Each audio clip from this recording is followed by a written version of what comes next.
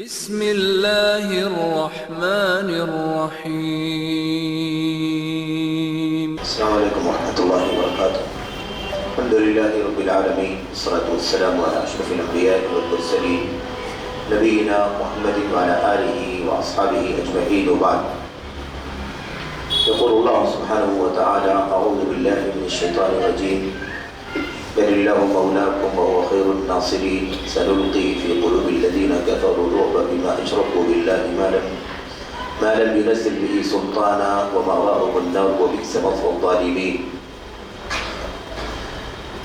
اللہ تبارک و تعالیٰ کی توفیق سے، اس کے فضل و کرم سے ہم نے آپ نے پچھلے درسوں میں شرک کے نقصانات، شرک کا برا انجام، شرک کی تباہ کاری جو دنیا میں آخرت میں ہو سکتی ہے، اس سلسلے کی کچھ باتیں پڑھی ہیں۔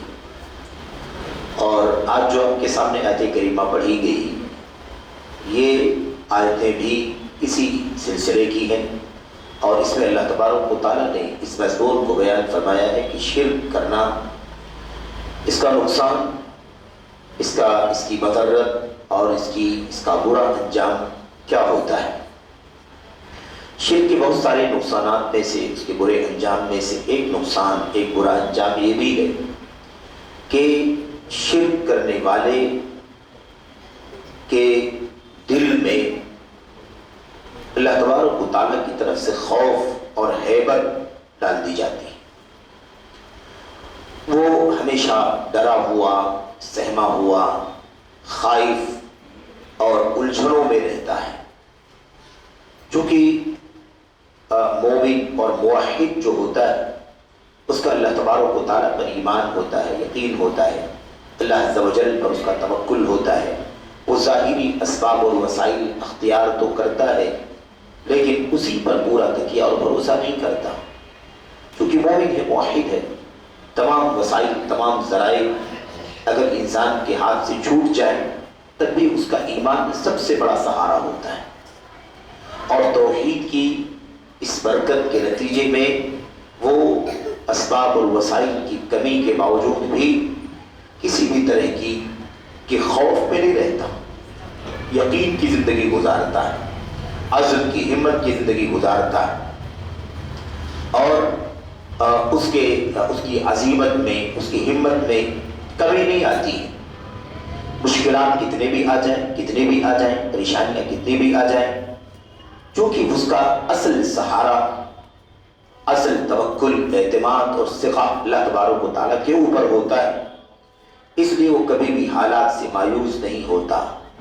اللہ تبارک و تعالیٰ پر اس کا ایمان اس قدر مضبوط ہوتا ہے کہ وہ بے سہارا، بظاہر بے سہارا ہونے کے باوجود بھی اپنے آپ کو بہت بڑے سہارے اور بہت بڑی مدد سے اپنے آپ کو ہمکنار پاتا ہے۔ تو یہ شرک کا نقصان ہے کہ شرک سے ہیبت، خوف، ڈر، پسپائی، گھبراہٹ اور جزا فضا، اس مصیبت میں انسان کو مبتلا ہوتا ہے۔ انسانی زندگی میں بے خوفی، اطمینان، راحت، سکون اور عزم اور ہمت، یہ بہت بڑی طاقت ہوا کرتی ہے، بہت بڑا انسانی زندگی میں اس کے ذریعے سے اسے سہارا ملتا ہے۔ تو مومن جو ہوتا ہے، اگر وہ بہت زیادہ بیمار ہو جائے تب بھی وہ اللہ تبارک و تعالیٰ پر یقین رکھتا ہے، اس کی کمائی اور انکم کے وسائل اگر بند ہو جائیں تب بھی وہ حالات سے نہیں گھبراتا، حالات سے نہیں ڈرتا ہے، دشمن سامنے کھڑا ہے تب بھی وہ اللہ تبارک و تعالیٰ پر توکل اور یقین کی وجہ سے بہت مضبوط ہوتا ہے۔ جبکہ مشرک کیا ہوتا ہے؟ اس کا سہارا، اس کا بھروسہ دیوی دیوتا اور نباتات، جمادات، پتھر، شجر، حجر، ان تمام چیزوں پر ہوتا ہے۔ تو جب یہ خود بے سہارا ہیں، ان کی کوئی طاقت نہیں ہے، قوت نہیں ہے، جو اپنے آپ کو نہیں بچا سکتے، اپنی مدد نہیں کر سکتے، تو دوسری کی مدد کہاں سے کر سکتے؟ تو میرا یہ ایک پہلو ہے شرک کے اضرار اور اس کے نقصانات کا۔ اس حوالے سے ہم نے آپ کے سامنے ایک جگہ سے ایک آیت کریمہ، دو آیتیں آپ کے سامنے پڑھی ہیں۔ اللہ تبارک و تعالیٰ نے اس میں اسی بات کو بیان فرمایا ہے، اور ظاہر ہے کہ کوئی ایک جگہ یہ موضوع نہیں ہے، قرآن کریم کی آیات میں یہ موضوع بہت ساری جگہوں پر موجود ہے، حدیثوں میں بہت سارے دلائل ہیں جہاں یہ بات پائی جاتی ہے صحابہ کرام کی سیرت میں، انبیاء کی سیرت میں، صحابہ کرام کی سیرت میں ایسے بہت سارے موقع ہیں جہاں یہ بات ثابت ہوتی ہے کہ توحید سے مضبوطی آتی ہے، پختگی آتی ہے، آدمی پرامن ہوتا ہے، اور شرک اور بت پرستی اور بدعقیدگی، قبر پرستی، ان تمام چیزوں کی وجہ سے انسان ہمیشہ ہیبت، خوف اور ڈر اور روب میں ہوتا ہے، یعنی مرعوب ہوتا ہے، ڈرا ہوا ہوتا ہے، سہما ہوا ہوتا ہے۔ یہ ہے تو آیت کریمہ جو آپ کے سامنے پڑھی گئی ہے، اس میں اللہ تبارک و تعالیٰ فرماتا ہے بل اللہ مولاکم وہو خیر الناصرین، اللہ تبارک و تعالیٰ تمہارا مالک ہے، مولا ہے، مددگار ہے۔ مولا کسے کہتے ہیں؟ مولا کے بہت سارے معنی ہیں، کئی ایک معنی ہے، اس میں مالک ہے، پالنہار ہے، مددگار ہے، محبت کرنے والا ہے، اس کے معنی آقا کے ہوتے ہیں، اس کا ایک معنی غلام کا بھی ہوتا ہے، آزاد کردہ غلام کا بھی ایک معنی، بہت سارے معنی اس کے ہوتے ہیں، لیکن اللہ تبارک و تعالیٰ کے لیے وَنِعْمَ الْمَوْلَى وَنِعْمَ النَّصِيرُ، اللہ نے فرمایا، یہاں اللہ تبارک و تعالیٰ نے فرمایا بل اللہ مولاکم، اللہ تبارک و تعالیٰ تمہارا مددگار ہے، تمہارا مددگار ہے، وہ خیر الناصرین، اور وہ سب سے بہتر مدد کرنے والا ہے، سب سے اچھا نصرت، سب سے اچھی نصرت کرنے والا، مدد کرنے والا ہے اللہ تبارک و تعالیٰ۔ یہ بات اللہ تبارک و تعالیٰ نے بیان فرمائی۔ اب یہاں اس آیت کریمہ میں اہل ایمان کو یہ بتلایا جا رہا ہے کہ تمہارا اصل مددگار، تمہارا اصل سہارا اللہ تبارک و تعالیٰ ہے، تمہارا سب سے اچھا مددگار اللہ تبارک و تعالیٰ کی ذات ہے۔ اس کے بعد اللہ تبارک و تعالیٰ مشرکوں کا تذکرہ فرما رہا ہے، ان کا کیا حال ہوگا۔ ایمان والوں کو اللہ تبارک و تعالیٰ مدد اور نصرت کا وعدہ فرما رہا ہے، اور اگلی والی آیت کریمہ میں اللہ فرماتا ہے سَنُلْقِي فِي قُلُوبِ الَّذِينَ كَفَرُوا الرُّعْبَ بِمَا أَشْرَكُوا بِاللَّهِ، ہم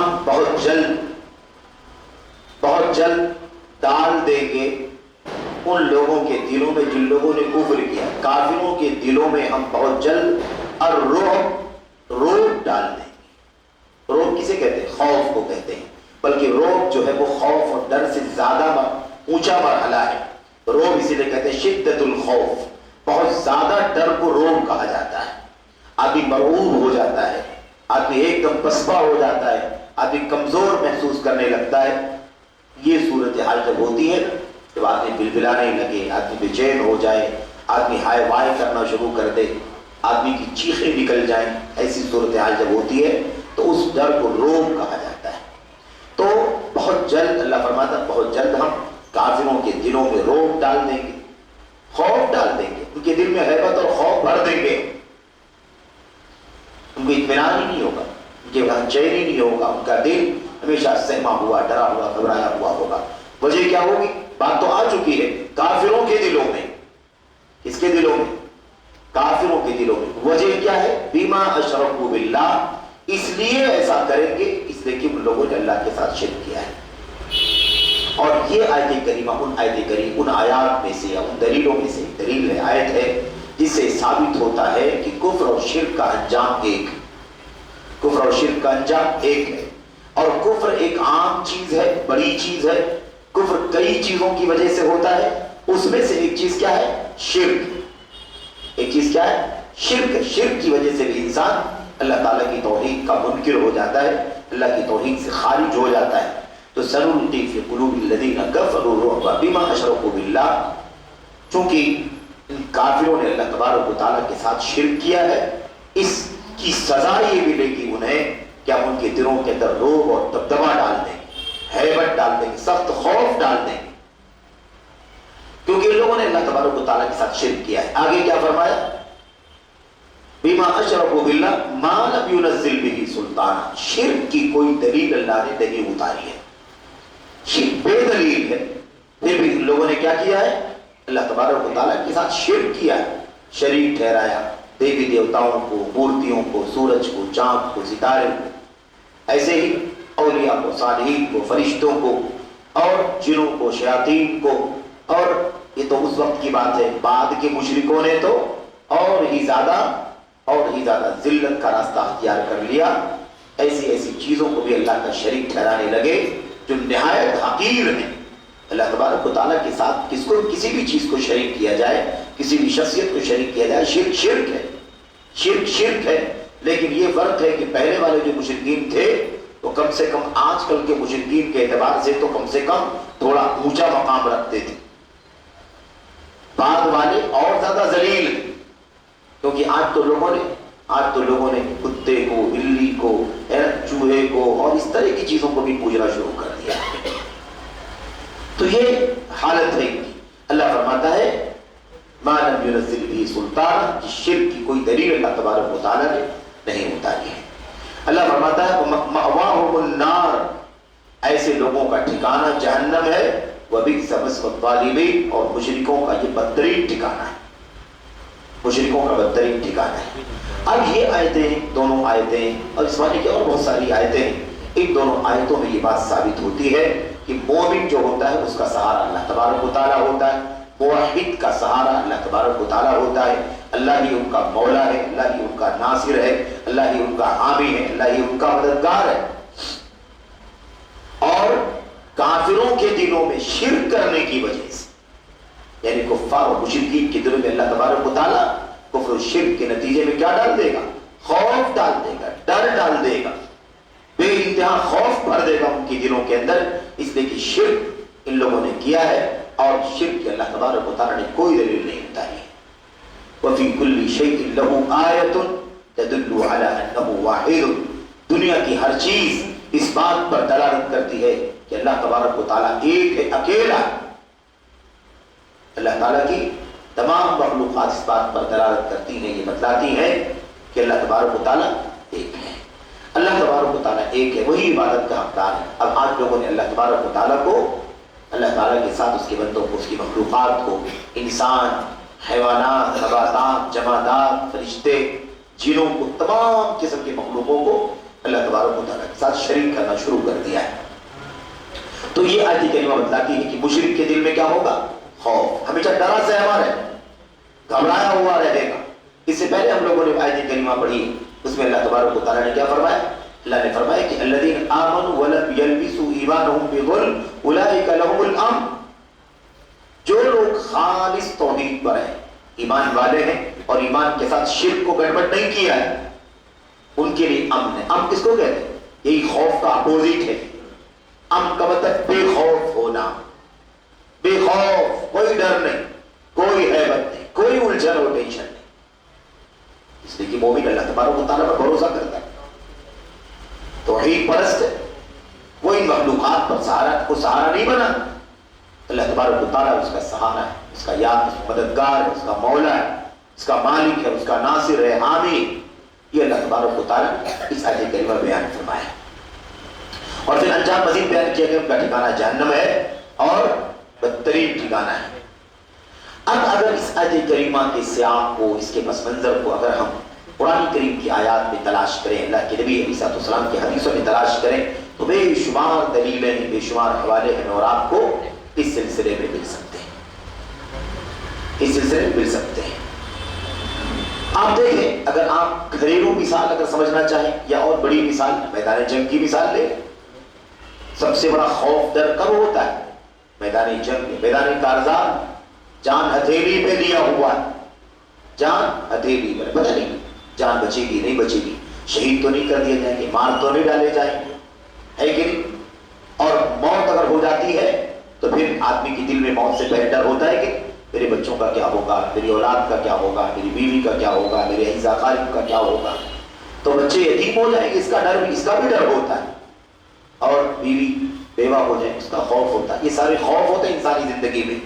لیکن اللہ تبارک و تعالیٰ جب مومن ہو، موحد ہو، اللہ کا سچا ہے نا، سچا موحد اور اللہ تعالیٰ کی سچی بندگی کرنے والا ہو، مخلص، تو کیا ہوتا ہے؟ تو پھر نہیں ڈرتا ہے، نہیں گھبراتا ہے، نہیں گھبراتا، نہیں ڈرتا ہے. میدان کارزار میں کود پڑتا ہے. اسے وہ ہمت کہاں سے ملتی ہے؟ توحید کی وجہ سے ملتی ہے. ایک اللہ تبارک و تعالیٰ پر اس کا ایمان ہے، اس لیے وہ نڈر بے خوف. جان جائے کوئی بات نہیں، جان جائے، اس جان سے بہت زیادہ قیمتی ہے وہ توحید. اور اس توحید کی نتیجے میں اللہ تبارک و تعالیٰ اسے ہمت اور یہ شجاعت، بصارت، بہادری عطا فرماتا ہے. اللہ کے نبی صلی اللہ علیہ وسلم کے بارے میں پہلے سن لیں کہ کہ اللہ کے نبی علیہ الصلوۃ والسلام آپ جانتے ہیں دشمن کے بارے میں اللہ کے نبی نے کیا فرمایا؟ دشمن کفار مشرکین یہی ان کی بات چل رہی ہے. ان دونوں آیتوں میں بھی وہی سیاق ہے، جنگ کا سیاق. اللہ کے نبی صلی اللہ علیہ وسلم نے فرمایا نصرت بالرعب من مسیرۃ شہر، مجھے اللہ تبارک و تعالیٰ کی طرف سے رعب کے ذریعے سے میری مدد کی گئی ہے. 1 مہینے کی دوری سے، 1 مہینے کی دوری سے میرا خوف اور میرا ڈر، میری ہیبت دشمن پر چھا جاتی ہے. اب یہاں دیکھیں، ایک تو ہے ایمان کی طاقت، توحید کی طاقت، اور پھر وہ ایمان جو نبی کے پاس ہے. سب سے اونچا ایمان ہے کہ نہیں ایمان؟ یہ دو لوگوں کا عقیدہ ہے نا، خوارج کا عقیدہ ہے، معتزلہ کا عقیدہ ہے، وہ گمراہ فرقوں کا عقیدہ کہ ایمان ہے، اس میں کچھ کم زیادہ ہونے کا کوئی چانس نہیں. تو کہتے ہیں میرا ایمان ابو بکر کے ایمان کی طرح، میرا ایمان نبی کے ایمان کی طرح، میرا ایمان جبریل علیہ السلام کے ایمان کی طرح. کیسے ہو سکتا ہے؟ کیسے ممکن ہے؟ ایمان گھٹتا بڑھتا ہے. آدمی جتنا زیادہ ہے نا اطاعت، فرمانبرداری، بندگی، فرائض، واجبات اور توحید کی عظمتوں کو، اس کی حقیقتوں کو سمجھے گا، برتے گا، اتنا اس کا ایمان بڑھ جائے گا. ہمارا ایمان گھٹتا بڑھتا ہے کہ ہم یہ باتیں سنتے ہیں تو جذبہ دل کے اندر ایمان کا، توحید کا بڑھ جاتا ہے. اور ہفتہ، عشرہ، مہینہ، 2 مہینہ اگر ہم علم کی مجلسوں سے، دین کی مجلسوں سے دور ہو جائیں تو نماز کی پابندی کم ہو جاتی ہے، سچائی کم ہو جاتی ہے، امانت کم ہو جاتی ہے، حقوق کی ادائیگی کم ہو جاتی ہے، سب کمزور ہو جاتا ہے. تو ایمان گھٹتا بڑھتا ہے. یہ اہل سنت والجماعت کا عقیدہ، کتاب اللہ کی، سنت کی بے شمار دلیلیں. ایمان گھٹتا ہے، بڑھتا ہے. تو اب یہ دیکھیے اللہ کے نبی نے کیا فرمایا کہ میری مدد کی گئی ہے اللہ تبارک و تعالیٰ کی طرف سے. دشمن کے دل میں میرا خوف 1 مہینے کی دوری سے بیٹھ جاتا ہے. دیکھا آپ نے توحید ہے سینے کے اندر، اور ابھی نبی کی توحید، نبی کا ایمان سب سے اونچا ایمان. اللہ تعالیٰ کے بندوں میں، انسانوں میں سب سے اونچا ایمان کس کا ہوتا ہے؟ اللہ کے نبیوں کا، رسولوں کا ایمان. ہمارے ایمان ادنا ایمان والے ہیں، ہم سے اونچے جو ایمان والے ہیں، اور نیکی، تقویٰ، طہارت، ان کا ایمان اور زیادہ ہے. ہم گھبرا جاتے ہیں، وہ نہیں گھبراتے. کہیں وہ گھبرا جاتے ہیں، اللہ کے نبی علیہ الصلوۃ والسلام کے صحابہ نہیں گھبراتے ہیں. جہاں کہیں اللہ کے نبی کے صحابہ گھبرا جاتے ہیں، ان سے زیادہ اونچا ایمان ہے نبی کریم صلی اللہ علیہ وسلم کا. یا آپ نہیں گھبراتے کیونکہ نبی کا ایمان سب سے اونچا ایمان ہوتا ہے. اور اس طرح اس سلسلے میں بہت سارے واقعات. تو دیکھیے اللہ کے نبی کیا فرمائے، میں یہاں بیٹھا ہوں لیکن دشمن 1 مہینہ مجھے چل کر کے، سفر کر کے، اونٹوں پر، گھوڑوں پر سواری کر کے مجھے وہاں اس کے پاس پہنچنے میں لگے گا.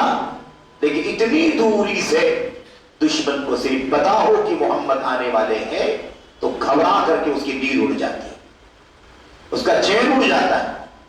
تو آپ سوچئے ادھر کی ہیبت ہے اس کے اوپر، کیوں؟ اس لیے کہ وہاں شرک ہے، وہاں کفر ہے، نہ اللہ تعالیٰ پر ایمان ہے، نہ توکل ہے، نہ اتقاء ہے، نہ بھروسہ ہے، نہ کچھ.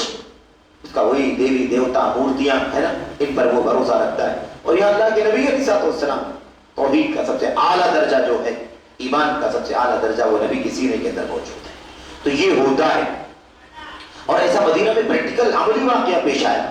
مدینے میں ایک بار افواہ اڑ گئی. افواہ سمجھتے ہیں نا، یہ جو رومرز ہوتے ہیں، افواہ ارجاف کرنے والے، کہ مدینے میں دشمن داخل ہو گئے ہیں اور مدینے پر حملہ کرنے والے ہیں، یہاں سے گھس گئے ہیں، وہاں سے گھس گئے. اللہ کے نبی صلی اللہ علیہ وسلم کو کہیں سے پتہ چلا کہ ایسا کچھ ہوا ہے. اللہ کے نبی صلی اللہ علیہ وسلم نے ایک صحابی سے ان کا گھوڑا لیا، تیز رفتار گھوڑا، تیز رفتار تھا نہیں لیکن نبی علیہ الصلوۃ والسلام کے ہاتھ میں آیا تو بہت تیز رفتار ہو گیا. میرے بھائیو، اللہ کے نبی صلی اللہ علیہ وسلم نے لیا اور اس کے بعد سارے لوگ اپنے گھروں سے نکل کر کے ڈرے، سہمے، گھبرائے ہوئے ہیں. پتہ نہیں کون دشمن گھس گیا، کہاں سے گھس گیا، مدینے پر حملہ نہ ہو جائے، کوئی معاملہ نہ ہو جائے، کوئی دشمن ہے نا، کوئی منصوبہ بندی، برا منصوبہ نہ بنا رہا ہو مدینے کے خلاف. اس طرح سے گھبراہٹ، لوگ پریشان ہیں اور سوچ رہے ہیں کہ نبی کریم صلی اللہ علیہ وسلم سے چل کر کے بتایا جائے، اللہ کے نبی ایسا سننے میں آیا ہے، کوئی معاملہ نہ ہو جائے. اتنے میں لوگ ابھی گھر سے باہر نکل کے انتظار دیکھ رہے ہیں، گھبرائے ہوئے ہیں. اتنے میں دیکھتے ہیں نبی کریم صلی اللہ علیہ وسلم بہت تیز رفتار گھوڑے کو ایڑ لگاتے ہوئے، روکتے ہوئے اچانک صحابہ کرام کے سامنے پہنچتے ہیں. صحابہ کرام سے کہتے ہیں لم تراؤ ساتھیوں گھبرانے کی کوئی ضرورت نہیں ہے، کوئی گھبرانے کی ضرورت نہیں. سارے مدینے کو چھان کر کے میں پہنچ گیا ہوں تمہارے پاس. کسی دشمن کا کوئی خوف نہیں، کوئی ڈر نہیں. یہ شجاع بہادر نبی تھے ہمارے، پھسپھسے نہیں تھے، بہادر سب سے آگے لڑنے والے تھے. جب اچھے اچھے جرنیلوں کے، اچھے اچھے سپہ سالاروں کے پتے پانی ہو جاتے تھے نا، گھبراتے تھے، آگے نہیں بڑھنا چاہتے تھے، دشمن کی تلواریں کھنکھنا رہی ہوتی تھی، صحابہ آگے نہیں بڑھنا چاہتے تھے. وہاں اللہ کے نبی پوری جرأت کے ساتھ آگے بڑھ کر کے لڑائی لڑا کرتے اور کہتے تھے انا النبی لا کذب انا ابن عبد المطلب، میں اللہ کا سچا نبی ہوں، جھوٹا نبی نہیں ہوں، اور میں عبد المطلب کا پوتا ہوں. عبد المطلب دادا ہے نبی کے، مشرک تھے، شرک کی حالت میں دنیا سے گئے، لیکن حوالہ کیوں دے دیا، کیوں کہا؟ یہ بتانے کے لیے عرب کے لوگ جانتے ہیں کہ وہ کتنا بہادر تھا. میں انہی کی اولاد ہوں اس معنی میں.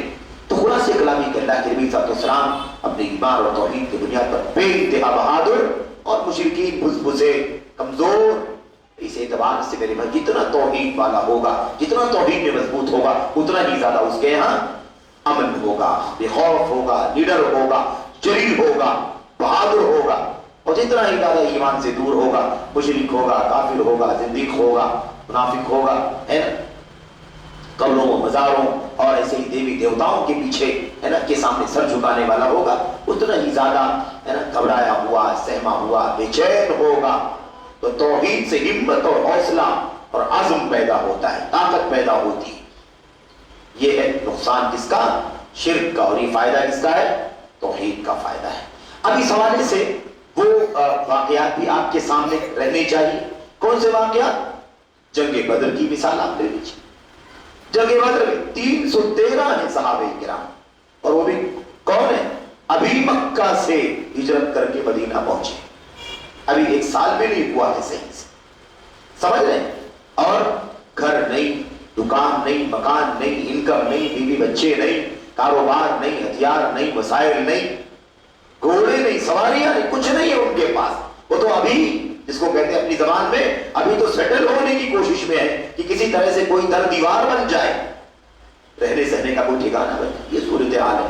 اتنے میں یہ جنگ بدر کا معاملہ پیش آ گیا. سامنے 1000 کا لشکر جرار، کچھ کفار کا، مشرکین کا، سارے ہتھیار سے لیس، لیکن ہے مشرک. ہے کون؟ مشرک. اور یہ 313، ایک تہائی بھی نہیں ہے، اور ہتھیار بھی نہیں، وسائل بھی نہیں، گھوڑے بھی نہیں، سواریاں بھی نہیں. اور دوسری بات یہ ہے کہ اچانک، کوئی پلان شدہ نہیں تھا. جنگ بدر کا واقعہ کوئی پلان سے، منصوبہ بندی سے نہیں ہوا تھا، اچانک یہ واقعہ پیش آ گیا تھا. لڑائی کا کوئی مسئلہ ہی نہیں تھا. قافلہ آ رہا تھا ابو سفیان کا شام سے، اسی قافلے کو روکنا تھا، اس لیے کہ مسلمانوں کو بہت نقصان پہنچایا تھا مشرکین مکہ نے. یہ تھا کہ یہاں سے گزر رہے ان کے قافلے کو روکنا، یہ معاملہ تھا. لیکن مشرکین نے جیسے دیکھا کہ مسلمان سامنے ہیں، انہوں نے فوراً شور بچا دیا اور جھٹ سے پیغام پہنچا دیا مکے تک کہ مسلمانوں نے ہمارے اوپر حملہ کر دیا. اور اس کے بعد آنن فانن 1000 کا لشکر حاضر ہو گیا.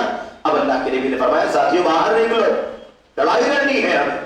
اللہ کے نبی ہمارے پاس کہاں کچھ وسائل ہے، چلو. ایمان ہے نا، توحید ہے کہ نہیں تمہارے پاس؟ سب سے بڑی طاقت اور قوت کیا ہے؟ توحید ہے. کافر ہے تو شمشیر پہ کرتا ہے بھروسہ، مومن ہے تو بے دیر ہی لڑتا ہے سپاہی. ایمان کی قوت ہے، اور شرک کا پھسپھسا پن ہے، اس کی کمزوری ہے. اللہ کے نبی صلی اللہ علیہ وسلم کا حکم، صحابہ کرام جیسے تیسے نکل گئے. اور اس کے بعد کیا ہوا؟ 24 بڑے بڑے سردار جو تھے نا، ابو جہل سمیت، سب جنگ بدر ہی میں مار دیے.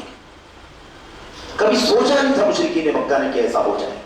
وہ کون سی طاقت تھی، وہ کون سا جوہر تھا جنہوں نے ان نہتے صحابہ کرام کو ان 1000 کے مقابلے میں کھڑا کر دیا. ہتھیار تو نہیں تھا ان کے پاس، ہتھیار نہیں تھے، وسائل نہیں تھے، اسلحہ جات نہیں تھے. وہ ایک ہی طاقت تھی. وہ کیا تھی؟ توحید اور ایمان کی طاقت تھی. اور وہ کیوں پسپا ہو گئے؟ طاقت ہی نہیں، قوت ہی نہیں. لات منات عزا کے پجاری موحدین کے سامنے کیسے کھڑے ہو سکتے؟ لیکن شرط یہ ہے کہ ایمان برابر، دعوے کا ایمان نہیں، ادھر ایمان کے دعوے، ادھر قبروں کے مزاروں کی پوجا. ایسے لوگوں سے کچھ بھلا نہیں ہوا ہے پوری تاریخ میں، نہ کبھی ہو سکتا ہے. اپنا بھلا نہیں کر سکتے وہ تو امت کا کیا بھلا کر سکتے ہیں؟ میرے بھائی ایسی بہت ساری مثالیں. جنگ احد کی مثال آپ لے لیجیے. جنگ احد کے موقع پر اللہ کے نبی علیہ الصلوۃ والسلام کا خط، جنگ احد کا تو واقعہ کافی لمبا ہے، کافی طویل واقعہ ہے وہ، اس کو تو پڑھنے کی ضرورت ہے. اس میں خاص بات کیا ہے؟ خاص بات یہ ہے کہ مشرکین نے اپنے ساتھیوں کو، مشرکوں کو للکارا کیا؟ اپنے دیوی دیوتاؤں کے نعرے لگانے کے لیے کہا. کیا کہا؟ لنا عزا ولا عزا لکم، ہمارے پاس تو عزا ہے، تمہارے پاس تو عزا نہیں ہے. صحابہ کرام نے سوچا اللہ کے نبی یہ لوگ تو عزا کا نعرہ لگا رہے ہیں، ہمیں مطلب ڈرا رہے ہیں، خوف دلا رہے ہیں. آپ بتائیے اللہ کے نبی ہم کیا کریں؟ اللہ کے نبی نے فرمایا توحید والے ہو، ایمان والے ہو، تم کہو لنا مولا ولا مولا لکم، ہمارے پاس تو اللہ تبارک و تعالیٰ ہے سچا مددگار، تمہارے پاس کیا ہے؟ الات منات کی مٹی اور پتھر کے بنائے ہوئے معبودات کیا کر سکتے ہیں؟ یہ طاقت و قوت ہوتی ہے کہ نہیں؟ اور اس جنگ کا واقعہ جانتے ہیں؟ جنگ کا واقعہ نبی کریم صلی اللہ علیہ وسلم ایک جنگ سے واپس ہو کر کے درخت کے سائے میں آرام کر رہے، ایک دیہاتی مشرک آیا دیہاتی، اور دیکھا کہ اللہ کے نبی سو رہے ہیں صلی اللہ علیہ وسلم. تلوار آپ نے درخت پر لٹکا دی تھی، اپنی تلوار درخت پر لٹکا دی تھی اور آپ آرام کرنے لگے. دیکھا سوئے ہوئے ہیں، ایک دم شانتی سے آیا اور تلوار ہاتھ میں لے لیا، اور اس کے بعد جیسے تلوار ہاتھ میں لیا اللہ کے نبی صلی اللہ علیہ وسلم کو آہٹ لگی اور آپ کی آنکھ کھل گئی. آنکھ کھلی تو تلوار اٹھائے ہوئے ہے ہاتھ میں اور کہتا ہے یا محمد من یمنعک منی، محمد میرے ہاتھ میں تلوار ہے، آپ کو مجھ سے کون بچائے؟ بتائیے کیسا نازک موقع رہا ہوگا. آج تو آدمی کسی کو ہے نا دھمکی دے دیتا ہے تو اس کی نیند اڑ جاتی. تلوار ہاتھ میں، کہتا بھائی یمنعک منی، آپ کو مجھ سے کون بچائے گا؟ اللہ کے نبی نے پورے اطمینان کے ساتھ جواب دیا اللہ. دیکھا وہ اللہ جو زبان سے نکلا اس سے زیادہ وہ دل میں تھا. اتنا دل میں اس سے زیادہ زبان پر، جتنا زبان پر اتنا زیادہ دل میں، اس سے زیادہ عمل میں. یعنی اللہ کے نبی کی زبان سے اللہ کا نام، توحید کا نام، اللہ کی وحدانیت کا اعلان کرتے ہی وہ کافی تھر تھر کانپنے لگا، دیہاتی تھر تھر کانپنے لگا. واقعہ سب جانتے ہیں ہے کہ. اور اس کے بعد اللہ کے نبی نے تلوار اٹھائی اور فرمایا من یمنعک منی، اب مجھ سے تجھے کون بچائے گا؟ ادھر توحید تھا، سینے کے اندر توحید کی دولت تھی، ایمان کا نور تھا، تو طاقت اور ہمت تھی. تلوار دشمن کے ہاتھ میں ہے، آدمی نینتھا ہے اور وہ سویا ہوا ہے، لیٹا ہوا ہے، دشمن کھڑا ہے تلوار سونت کر کے. توحید کی وہ طاقت تھی کہ اللہ کے نبی نے فرمایا اللہ مجھے بچائے گا. وہ کانپنے لگا. لیکن جب نبی نے تلوار ہاتھ میں اٹھائی وہ مشرک تھا، آپ نے کہا کون بچائے گا؟ اس کے پاس کوئی جواب نہیں تھا. وہ رحم کی بھیک مانگنے لگا، رحم کی بھیک مانگنے لگا. کون بچائے گا مجھے؟ آپ ہی پر رحم کی امید کرتا ہوں. آپ ہی نے اگر چھوڑ دیا تو چھوڑ دیا، ورنہ اگر آپ نے تلوار چلا دی تو چلا دی. کون بچانے والا؟ اگر مومن ہوتا تو دل میں ایمان ہوتا ہے کہ نہیں ہوتا؟ اللہ پر توکل، اللہ پر بھروسہ. بہرحال خلاصہ کلام کی اس طرح کی بہت ساری باتیں موجود ہیں. خلاصہ اس کا یہی ہے کہ توحید سے امن ہے نا، راحت، سکون، قوت، عزیمت، ہمت پیدا ہوتی ہے نا. اور شرک کیا کرتا ہے؟ شرک آدمی کو غصہ بنا دیتا ہے، کمزور کر دیتا ہے، دل میں خوف، ڈر پیدا کر دیتا ہے، آدمی الجھن میں رہتا ہے.